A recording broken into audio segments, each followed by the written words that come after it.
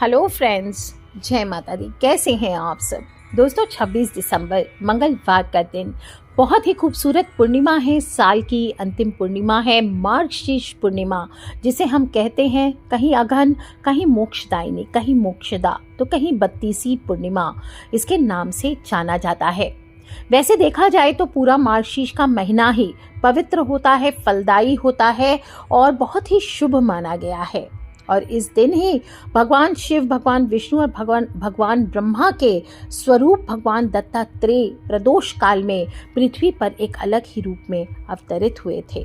अतः इस दिन इनकी जयंती भी पड़ती है। कहते हैं इनकी पूजा करने से आज के दिन ब्रह्मा, विष्णु, महेश तीनों की वंदना के समान फलों की प्राप्ति होती है। भगवान दत्तात्रेय के पिता ऋषि अत्रि और माता अनुसुईया थी और मंगलवारी पूर्णिमा होने से इस दिन हनुमान जी की पूजा का भी विधान आता है। हनुमान जी की प्रतिमा पर इस दिन चोला अवश्य चढ़ाना चाहिए। धूप दीप जलाइए, सुंदरकांड का पाठ कीजिए, हनुमान चालीसा का पाठ कीजिए। कुछ नहीं हो तो हनुमान जी के सामने बैठ के राम नाम का जप करना चाहिए।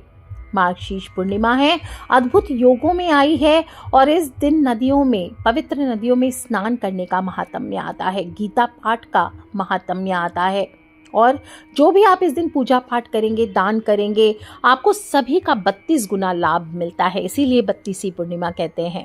और जो भी करेंगे उससे आरोग्य प्राप्त होता है, आयु में वृद्धि होती है। इस दिन जब आप स्नान करें तो तुलसी की जड़ की मिट्टी को अपने शरीर पर रगड़कर स्नान करना चाहिए। पवित्र नदियों में स्नान करिए और इससे भगवान विष्णु और माता लक्ष्मी बहुत प्रसन्न होते हैं। जो कुंवारी लड़कियां हैं, उनको वर नहीं मिल रहा, मनचाहा जीवन साथी चाहती हैं, उन्हें आज के दिन जमुना जी में स्नान करना चाहिए। खास योगों में जो भी आप कार्य करेंगे इस दिन, तो आपको 32 गुना फल अवश्य प्राप्त होगा। इस दिन सूर्य उदय से लेकर चंद्रमा के उदय तक व्रत किया जाता है और सूर्य और चंद्रमा दोनों की पूजा का विधान आता है। उन्हें अर्घ्य देना चाहिए। 26 दिसंबर को सुबह 5:46 से शुरू होकर अगले दिन यानी 27 दिसंबर को सुबह 6:02 पर समाप्त हो रही है। तो दोनों स्नान दान की पूर्णिमा और रात्रि में पूजन की, सत्यनारायण कथा आदि जो भी करना चाहते हैं, 26 दिसंबर को ही पूर्णिमा का विधान आएगा। मार्गशीर्ष की पूर्णिमा के दिन शुक्ल योग और ब्रह्म योग का भी शुभ संयोग बन रहा है और इस दिन आपको चंद्रमा की पूजा करनी चाहिए। माता लक्ष्मी की इस योग में पूजा करनी चाहिए। विशेष धनदायी होता है, बहुत खूबसूरत दिन होता है। और शुक्ल योग सुबह 26 दिसंबर की सुबह 4:23 से 27 दिसंबर को सुबह 3:22 तक रहने वाले हैं। स्नान के लिए सुबह 5:22 से 6:17 तक का वैसे श्रेष्ठ समय है, लेकिन आप पूरे दिन स्नान करें, कोई दोष नहीं है। दत्तात्रेय जयंती भी इसी दिन मनाई जाएगी। जो लोग दोपहर को पूजा करना चाहते हैं, मंगलवार के दिन 12:21 से दोपहर को 1:39 तक, सुबह पूजा कर रहे हैं तो 9:46 से दोपहर को 12:21 तक, और संध्या पूजा का मुहूर्त है 7:14 से लेकर रात में 8 बजे तक। इस दिन क्या करना है? सुबह जल्दी उठकर नदियों में स्नान करना है, घर साफ करना है, पूरे घर में गौमूत्र का या हल्दी के जल का छिड़काव करना है। घर के मुख्य द्वार को चाहे तो सजा सकते हैं, बंदरवार लगा सकते हैं, रंगोली आदि से सजाइए और स्नान करके पीले सुंदर वस्त्र धारण करने चाहिए। सूर्य देव को 1 लोटा जल अर्घ्य अर्पित करना चाहिए। तुलसी माँ को जल अवश्य चढ़ाएं और थोड़ी सी जड़ की मिट्टी उठाकर ले आए और घर के जो उत्तर या पूरब दिशा है उसमें इसी से मिट्टी का चौक पुरा सकते हैं। इस पर थोड़े से चावल पीले करके रखें। चावल पीला करने की विधि पहले भी बता चुकी हूँ। थोड़ा सा चावल ले लीजिए, अक्षत होने चाहिए यानी संपूर्ण चावल होने चाहिए, खंडित चावल नहीं लेने हैं। हल्का सा उस पर जल का छिड़काव कर दीजिए, थोड़े से हल्दी का छिड़काव कीजिए और हल्के हाथों से मिला करके पीले चावल आप तैयार कर सकते हैं। आप चाहें तो खाने का रंग भी उसमें मिला करके पीले कर सकते हैं चावल। और इसके बाद आप रुई की बाती तैयार करें। कैसे करेंगे?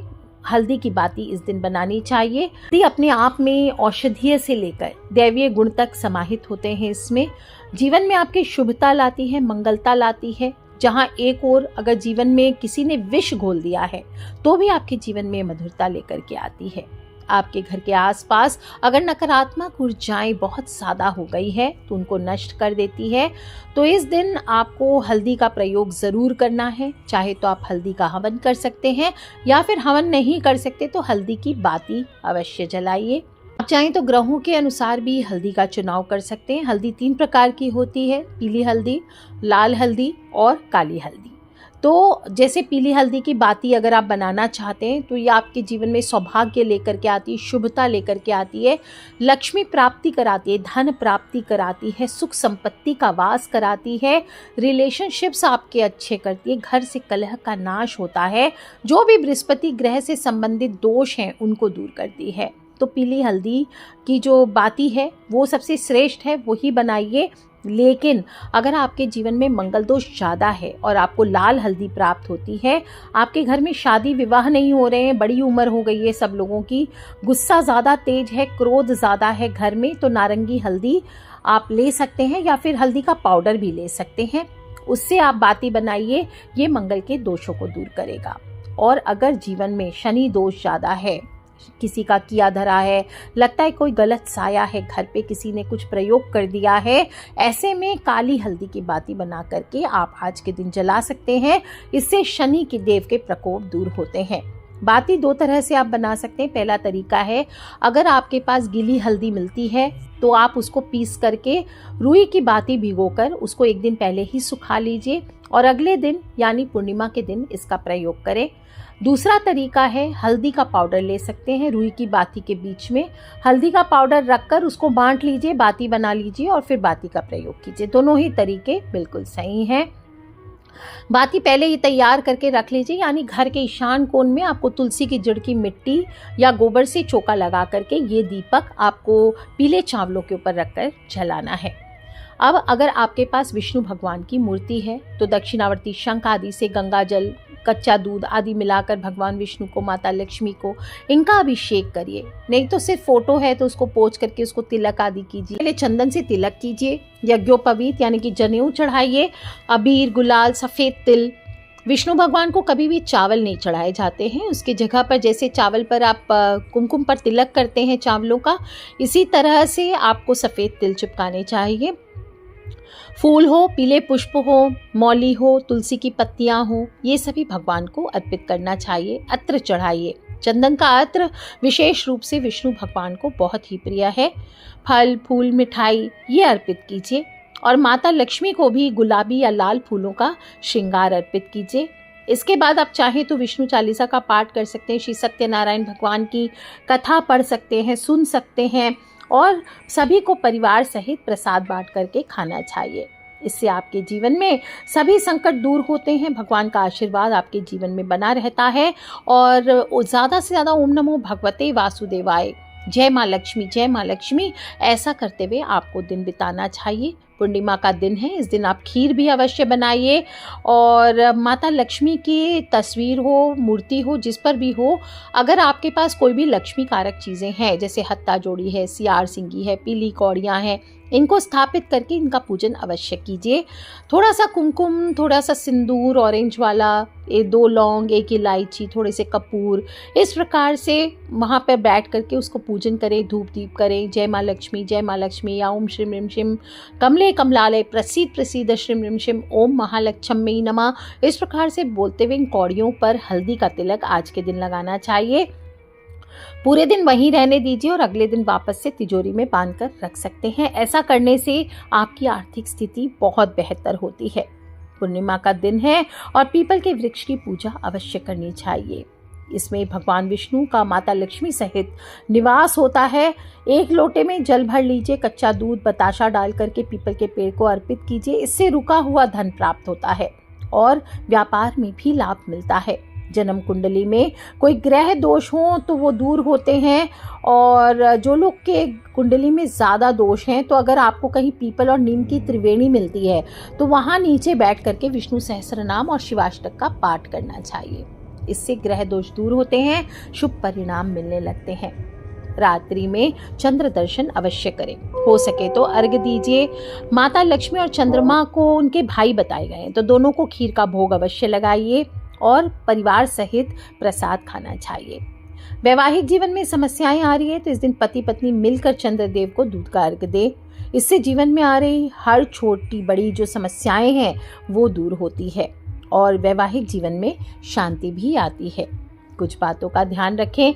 यदि आप मार्गशीर्ष पूर्णिमा का व्रत कर रहे हैं तो फलाहार करें। प्याज, लहसुन, मांस, मदिरा आदि का सेवन नहीं करना चाहिए और हो सके तो इस दिन नमक का आप त्याग करें और भोजन में आप दही भूल से भी, पूर्णिमा की रात में भूल से भी दही का सेवन ना करें। इससे चंद्र दोष लगता है, जीवन में धन हानि समेत कई मुश्किलों का सामना करना पड़ता है।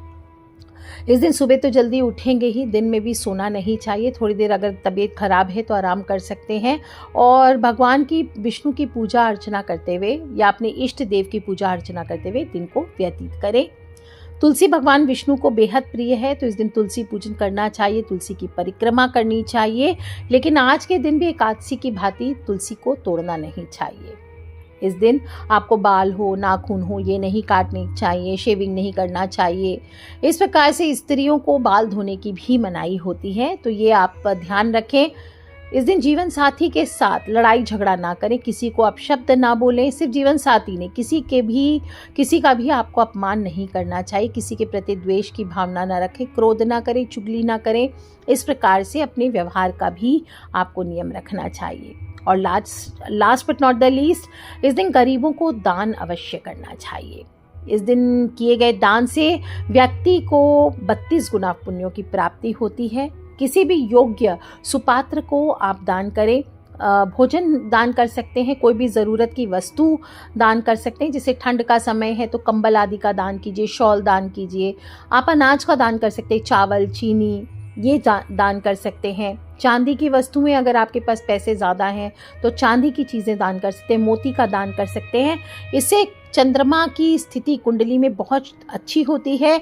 और ध्यान रखना है, इस दिन काले वस्त्र ना तो दान करने चाहिए, ना ही आपको धारण करने चाहिए।